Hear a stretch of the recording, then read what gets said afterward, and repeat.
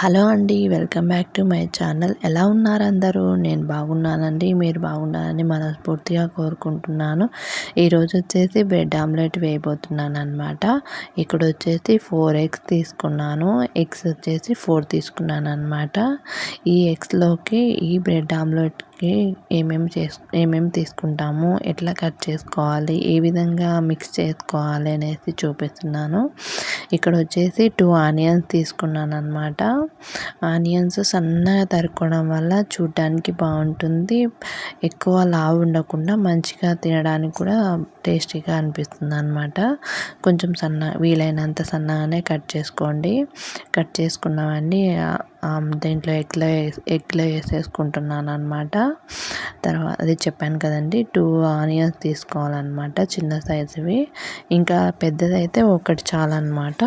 చిన్నవి కాబట్టి 2 తీసుకున్నాను అనమాట. నేను వచ్చేసి 2 ఆనియన్స్ తీసుకున్నాను, 4 ఎగ్స్ తీసుకున్నాను అనమాట. మీ ఇష్టం అండి, మీరు తినేదాన్ని బట్టి ఉంటుంది. ఆనియన్స్ ఎక్కువ ఉండాలంటే ఎక్కువైనా వేసుకోవచ్చు, తక్కువ ఉండాలంటే తక్కువైనా వేసుకోవచ్చు అనమాట. తర్వాత వచ్చేసి పచ్చిమిర్చి కూడా సన్నగా తరుక్కోవాలండి.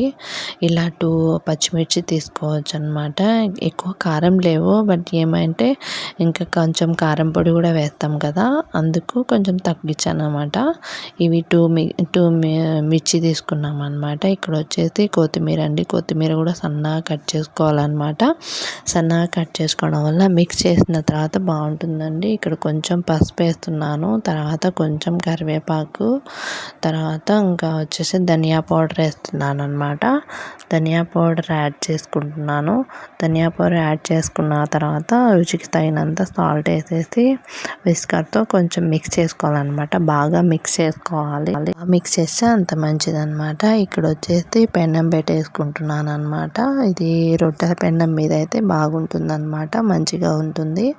తర్వాత వచ్చేసి మొత్తం మిక్స్ చేస్తున్నాను అనమాట. నేనైతే ఇలా చేస్తానండి. ఇంకొంచెం కారం కూడా యాడ్ చేస్తున్నాను అనమాట. అవి ఎక్కువ కారం లేవన్నమాట, మిర్చి అనేసి కారం యాడ్ చేస్తున్నాను. మీరు ఎలా చేసుకుంటారనేసి కామెంట్ చేయండి. నేనైతే ఇలాగే చేస్తాను బ్రెడ్ ఆమ్లెట్.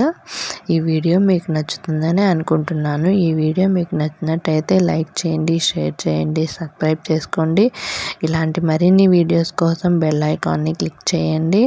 తర్వాత వచ్చేసి స్టవ్ ఆన్ చేసుకున్నాం కదండి, పెనం వేడెక్కిందనమాట. కొంచెం ఆయిల్ వేసుకోవాలి, లేకపోతే అతుక్కొని పోతాయి అన్నమాట అవి. అందుకనేసి ఇట్లా ముంచుతున్నాను. బ్రెడ్ తీసుకొనేసి ఇట్లా ఎక్కువ దానిపైన కూడా వేసుకోవచ్చు అనమాట.